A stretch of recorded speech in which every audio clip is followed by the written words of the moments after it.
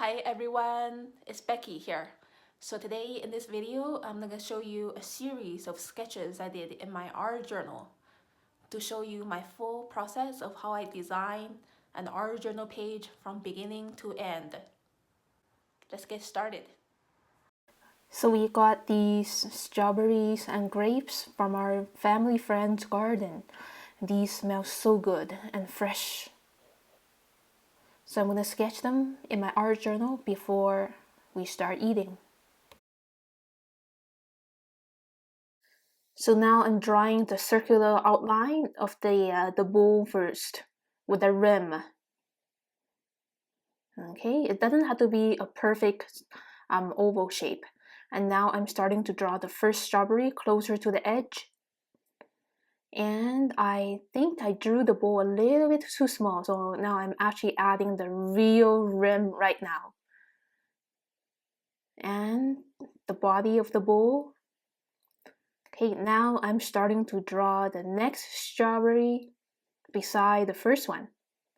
I'm drawing the little stamps, now connecting the third strawberry and the fourth strawberry, one after another. And there's another strawberry here with a stem and another one. Each one is in a slight different shape and size. And now I'm drawing very quickly and loosely of the seeds on the surface of the strawberries. They're kind of growing in sideways, parallel lines, kind of like this. We don't have to stress too much about it. Just kind of take a deep breath and kind of observe the general pattern of these seeds. They're in these parallel lines. And there's another strawberry underneath. Okay, so the seeds are pretty much like a pattern. Now I'm starting to draw the grapes. Starting to draw the ones not being covered by any other grapes. And then connecting each bubble shape, one after another. Some are being covered. And then drawing these veins along the way too. Again, I'm not stressing about putting them in the right placement in the bowl. Some of the grapes might be a little bit too big or maybe a little bit too small, and that's okay. Really enjoying the process of seeing and smelling these fruits.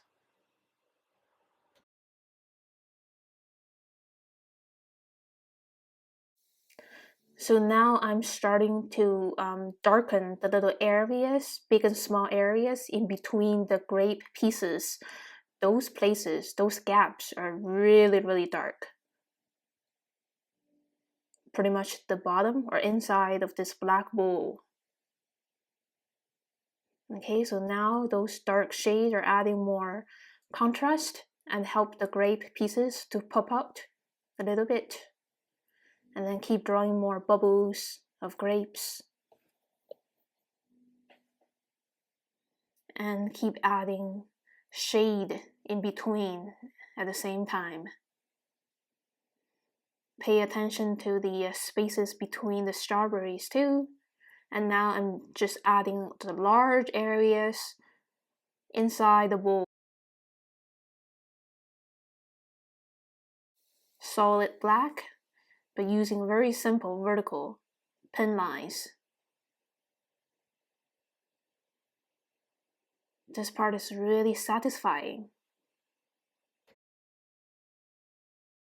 So now I'm just adding more shade inside and outside the bowl. As you can see, some areas of hatching lines are looser and more gentle because those areas are not so dark. The inside of the bowl, those hatching lines are very close to each other, giving it a really dark shade. Alright, so now I'm ready to paint with watercolors. So for the first layer, I'm adding a very diluted magenta red mixed with a little bit of orange. And light green for the stamps.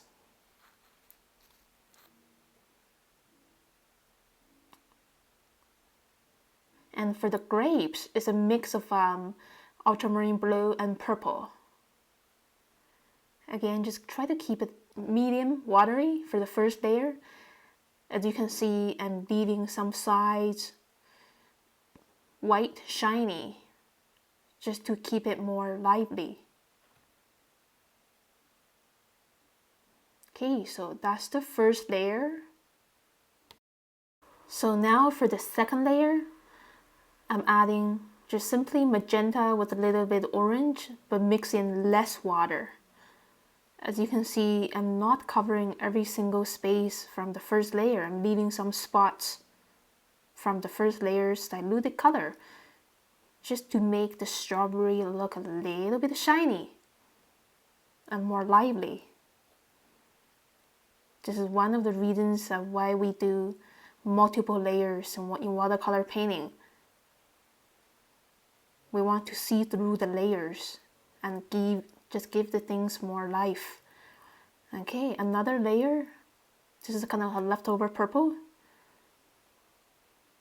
around some parts of the strawberry as I see. This part is very minimal. I don't want to make the strawberries way too dark. Pressing very lightly using dotting brushstrokes, skipping around the seeds. Okay, so now I'm ready to paint the second layer for the grapes after adding another layer for the little stamps or veins. Second layer is a more stronger kind of mix of ultramarine blue and purple with less water mixed in. As you can see, same as the strawberries, I'm not covering every single space from the first layer. So now you can kind of tell the foggy texture of the grape's skin. Another darker layer using smaller brushstrokes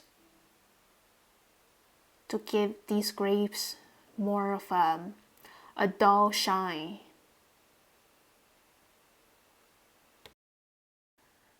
Okay, so now I'm mixing my own black with ultramarine blue, green, and a little bit of purple. As you can see, I'm leaving some little thin streaks white because it's plastic and it's shiny. For the inside of the bowl, it's an even darker shade of a mix of ultramarine blue, green, and purple with less water. Same at the some areas around the rim and the bottom.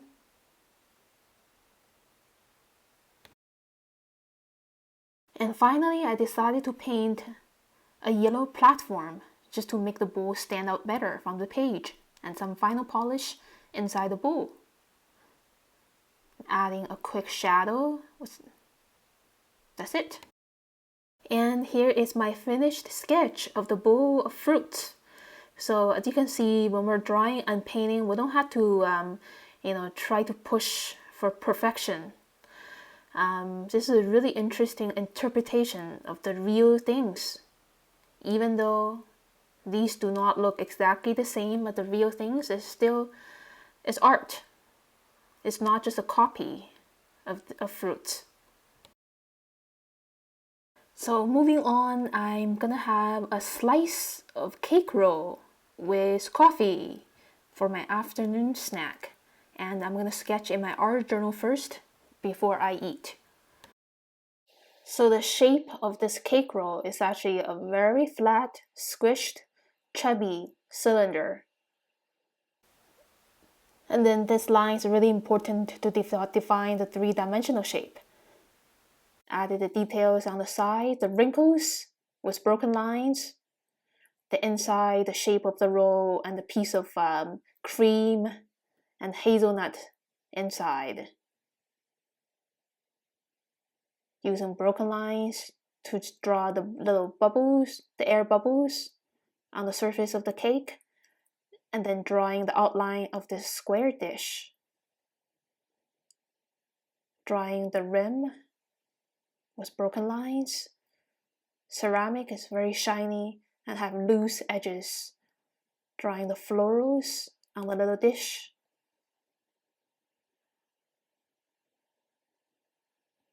All right, so now I am starting to draw the opening of this cup, which is the irregular shape or a combination of a prism and a cylinder. Drawing the rim and the inside of the coffee, the rim of the handle, and the stripes. Drawing a platform so they stand up better. Writing down the time.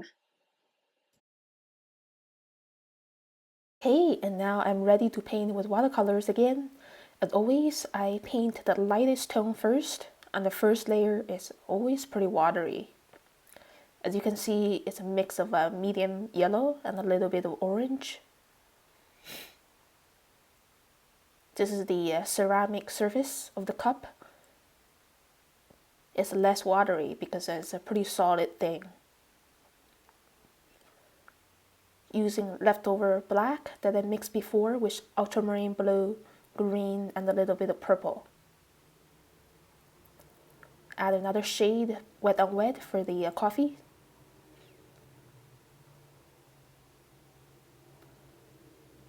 This is the color of hazelnut.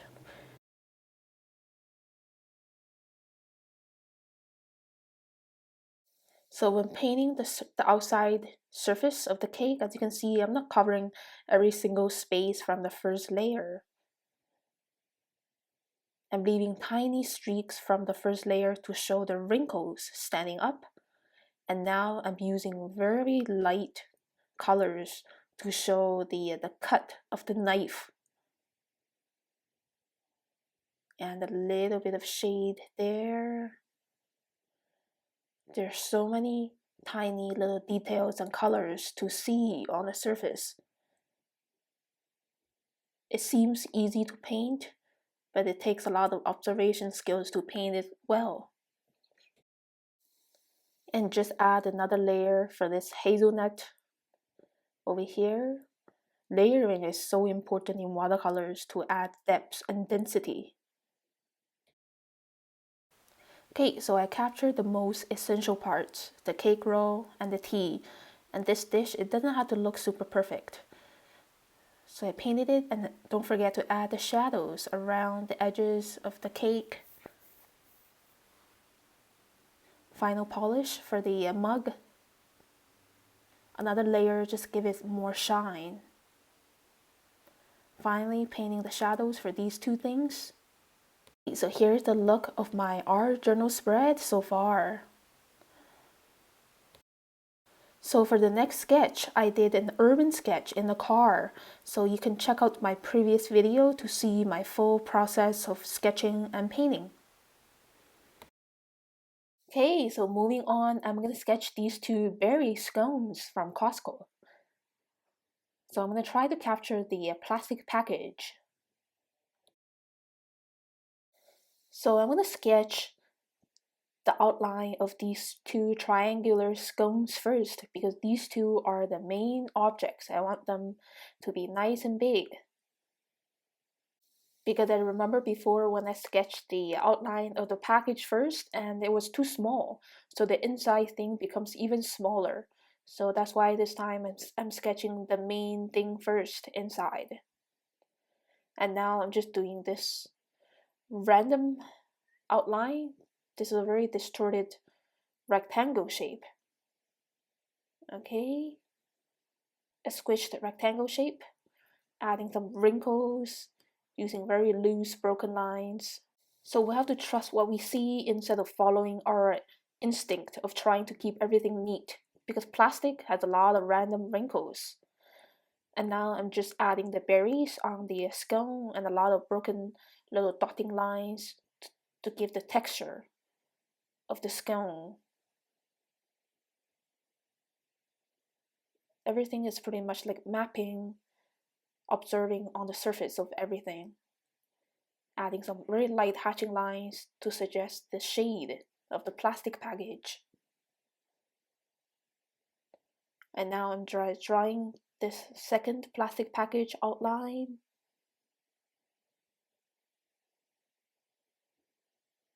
using very loose lines.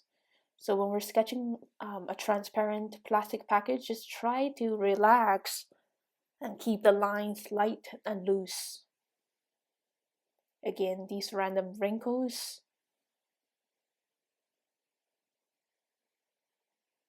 Okay, they're going this way and that way in all directions.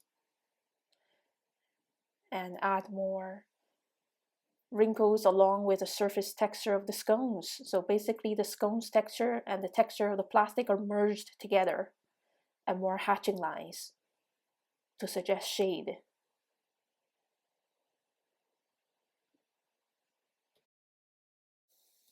Okay, so now I'm ready to paint with watercolors again. So especially when painting plastic, I like to wet the whole area first with clear water. I'm gonna paint the first layer for the scones first. It's a mix of yellow and a little bit of yellow ochre, and keep it watery and transparent. Wet on wet, a mix of orange and brown. Very loose, and just let the colors blend together. So just let go of the blending, just let it go naturally instead of pushing too much with a brush. We don't have to match exactly as what's really there. And the third layer of blending is a mix of orange and even more brown. Now there are 3 layers of tones now.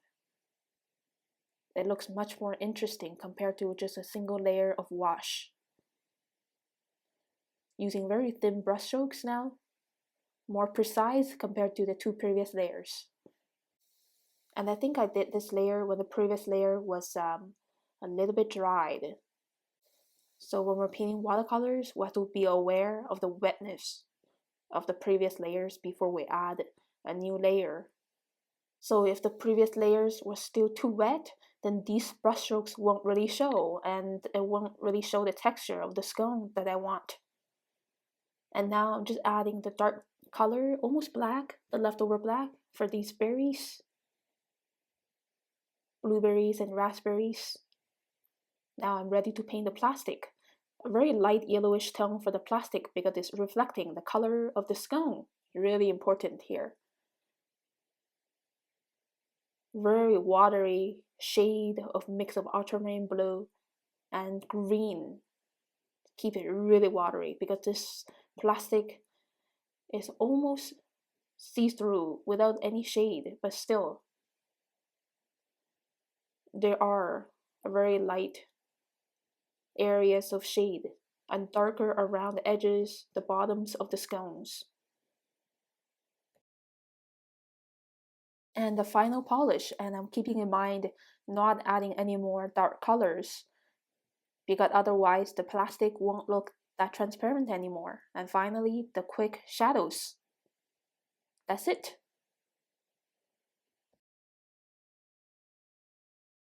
Okay, so I just have a very tiny space over here to fill. It's a very tricky space. I'm not too sure what to fill yet.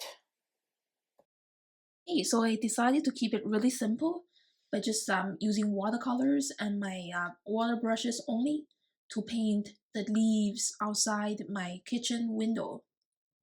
Okay, because I didn't want to do line work.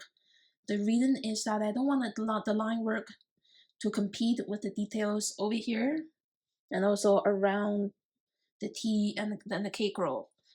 So it's really great contrast to have detailed with less detailed background over here. I think it's a nicer design. It's more relaxing looking. So thank you so much for watching my video. If you like my video, please click like and leave me a comment below. Subscribe to my channel for weekly updates. And I will see you very soon next time. Have a great day.